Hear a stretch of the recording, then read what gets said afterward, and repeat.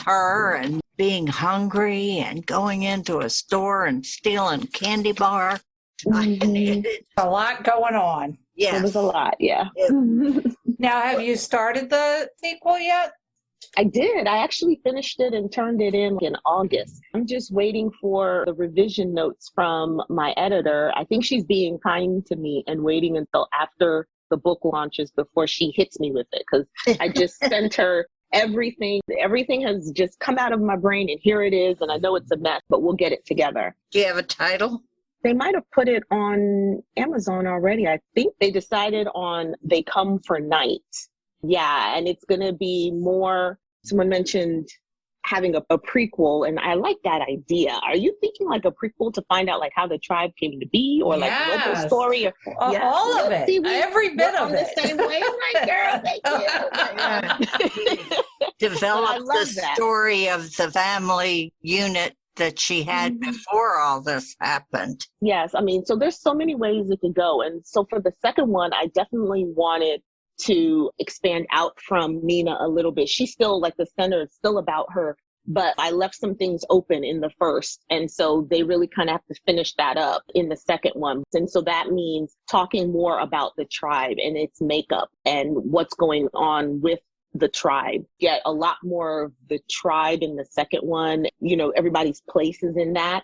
Because I also found the tribe fascinating. What if there was this power that we just don't know about, and all they want is to make their people rise up, and not rise up and against anybody, but just rise up for themselves and as people, and take ownership of the things that have been pillaged and plundered from them for thousands of years. They just want to come and just own their own things and be respected and be on the same wavelength as everyone else.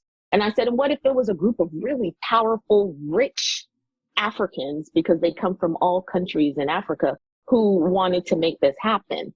And so I just kind of ran with that and did some research, just general about any kind of business and what would they be into. And so I find them fascinating. I really loved their whole sense of the tribe, because we have tribes in Africa and come from different tribes, and they still have tribes and chiefs that work within the politics. So it's still very much something that we use and we adhere to in Africa. So, yep. I think that's wonderful. A great idea. Thank you.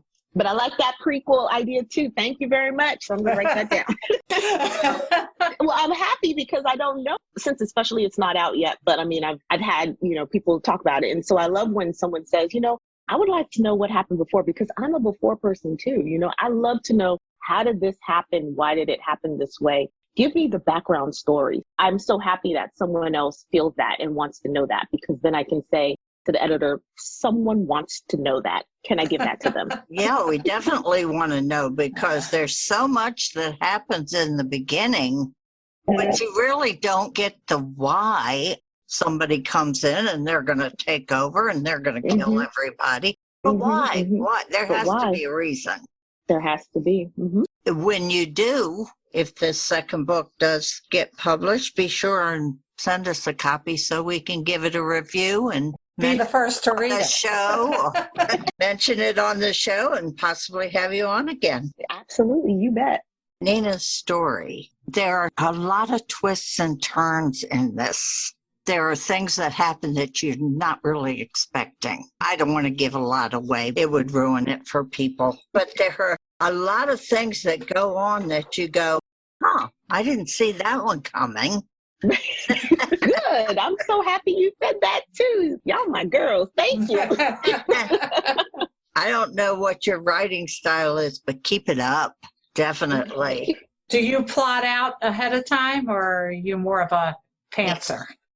I am actually more of a pantser, but for book 2, they made me plot and outline, and it totally was alien to me. I didn't like it, but I know that it had to be done because they like to know what you're thinking prior to when you write the book. And I get that. Honest, it's more natural to me when I'm just writing. This book wasn't outlined at all. It was just maybe a couple of notes here and there about if a theme came into my mind or thought, I'd write that down, you know, some general information about each of the characters. And then I just went from there.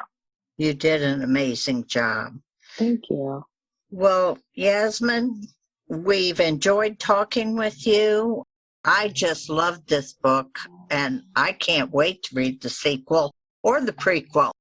So get to work. Get to work. Yes, ma'am, I will. Be sure and let us know when the next one comes out. Now, do you have a website we can give to our listeners? Absolutely. It's Yasmin Angoe, YasminAngoe.com. I wish you all the best.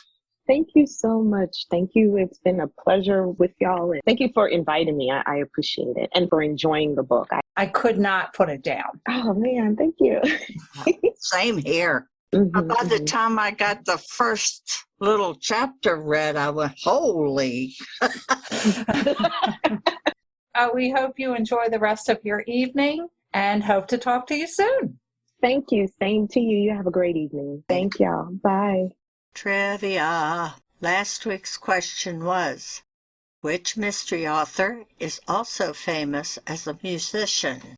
A. Sandra Brown. B. James Rollins.